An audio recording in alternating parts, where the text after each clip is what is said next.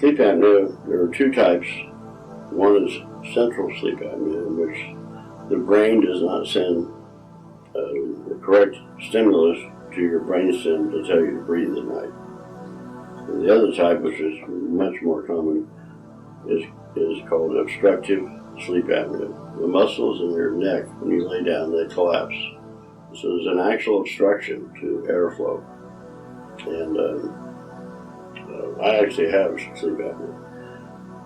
And so you can't breathe.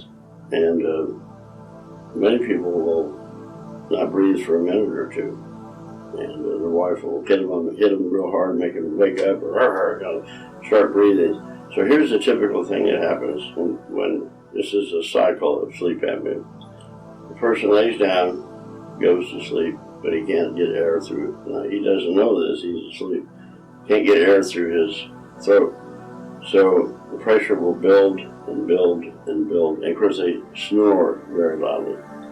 So finally the pressure will build so much that the body overcomes the resistance, and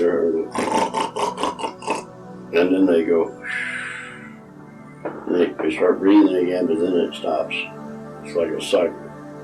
And they go through it all night long.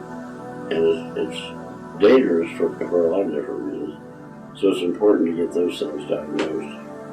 They're not hard to diagnose, but you have to go to a sleep study, like in a sleep laboratory. That's very common. And a lot of people like me that have a big neck and are overweight, they're more likely to have sleep apnea. But young people who are not overweight at all can still have it. Women have it, not as much as men.